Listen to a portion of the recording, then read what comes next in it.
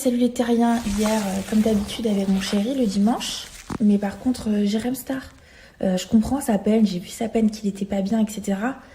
Et c'est compréhensible. Mais pas une fois, il dit que lui aussi, ça a été l'harceleur, en fait, que dans l'état où il est là, c'est lui qui nous rendait comme ça, en fait. Pourquoi ça, il le prononce pas une seconde? Je veux bien qu'il soit positionné en victime, parce qu'il a été.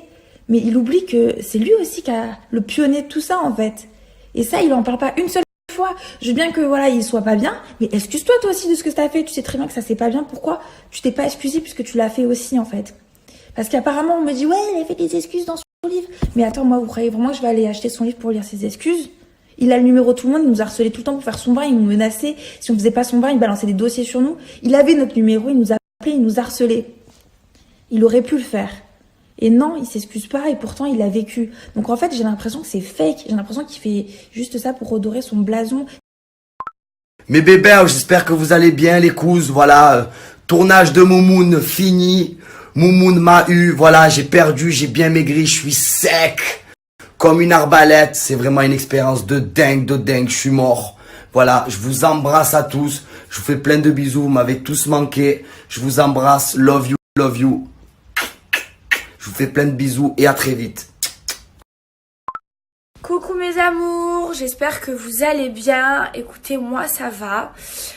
Vous m'avez trop manqué, ça fait trop bizarre de toucher à mon téléphone.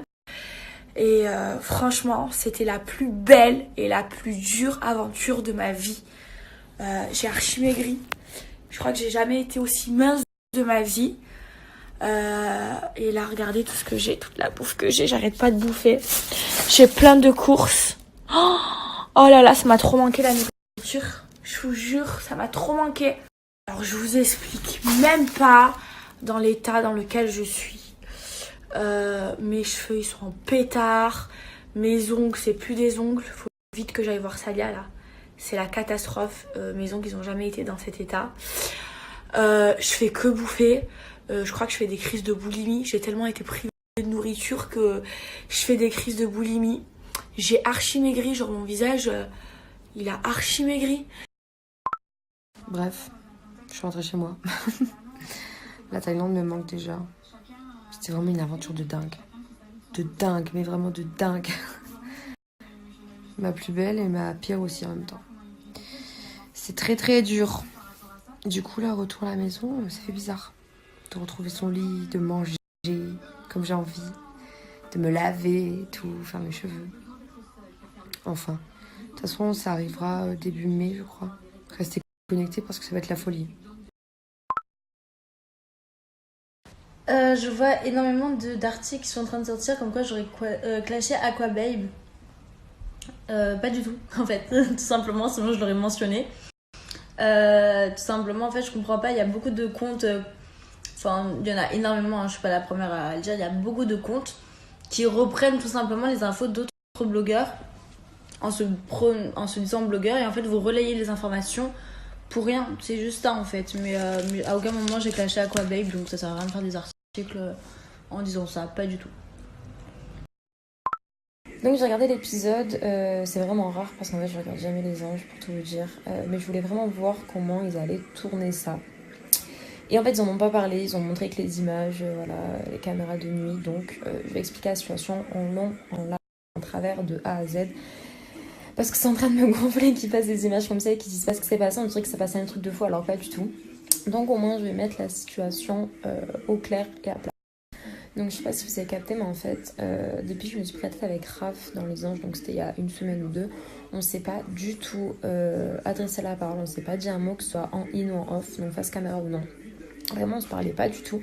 Et il faut savoir quand même que c'est mon pote dans la vraie vie, qu'on se connaît et que franchement, ça me faisait chier très clairement de plus lui parler. Sauf que voilà, entre-temps, il s'est mis en couple avec Tiff, donc c'était un petit peu délicat de lui parler. Et en fait, ce qui s'est passé, c'est que c'était dimanche soir. Donc, ce qui s'est passé avec Raph, en fait, c'était dimanche soir.